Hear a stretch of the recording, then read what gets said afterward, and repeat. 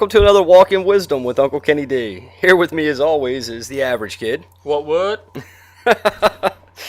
And we want to do our top 5 things we're hoping will happen with Halo 4. Number 5, we hope Halo 4 is not a revamped, light version of Call of Duty wearing spacesuits. Yeah, definitely. I think in order to keep the Halo community alive, Halo 4 it's got to come in hard, and it's got to be a beastly game. And I play Call of Duty because I like to play Call of Duty. I play Halo because I like to play Halo. I like the aspects of Halo. So I don't want those to intertwine anymore like they kind of did in Reach. And I just want to see my Halo back. And I think with having that Halo back that we all know and love, we're going to see a lot of those players that we used to play with in Halo 3 that don't like Reach. And I think that'll be good. I miss my dudes. Miss playing with them. Okay, number 4. Let's make the matchmaking rules make sense and do what it's supposed to do and match up people that are competitive in games. Yeah, I don't know if you've noticed, but sometimes when I go into Reach matchmaking and I go in by myself, I'm using Team Slayer as an example, I go in by myself and I get partied up with 3 other random dudes, and I get partied against a party of 4. And that means bad news bears for me, because most likely, usually, if you go up against a party of 4, they're probably going to be good guys. They're going to be guys that know what they're doing. And I really don't want to play against a party of 4 when I go in by myself. It just makes sense. It makes it more competitive that way, that you're going in with people that might not necessarily know the other guys, don't know if they have mics or anything. But when you go in against a party of 4, it's just going to be bad news bears for you.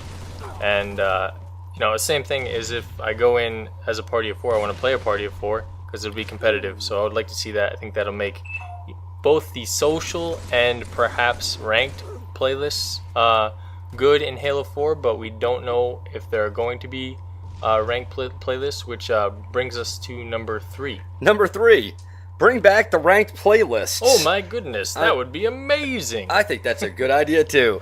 And I think they should revamp slightly the way that they handle the rankings from the prototype for merit ranking in Halo 3. And I think part of it is just using other criteria as a consideration for how good a player actually is. I know wins and losses should still be heavily weighted, but at the end of the day, if you're a guy that played on a losing team and you went 12-3 with 4 assists, you're probably not a loser, in that game. I mean, you don't want to make it so much weighted that individual performance is all there is to it, because that would be Call of Duty all over again. Mm-hmm. But go ahead. Sorry, to put a baseline on it, I'd like to see the one. It doesn't necessarily have to be a 1 to 50 ranking system. It could be 1 to 75, 1 to 100, 1 to whatever.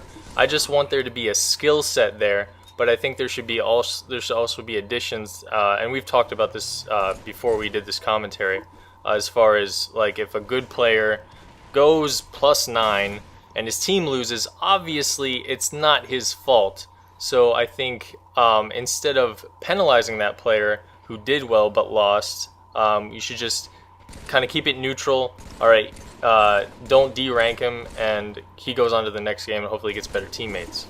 Yeah, because we've all seen scenarios where you've played 2 or 3, maybe 4 games in a row, and your teammates either quit or they were just bad, and it hurt you. It hurts your chances of winning. You had to, obviously it's going to hurt your KD, the fact that you're going 4-on-2, or 4-on-3.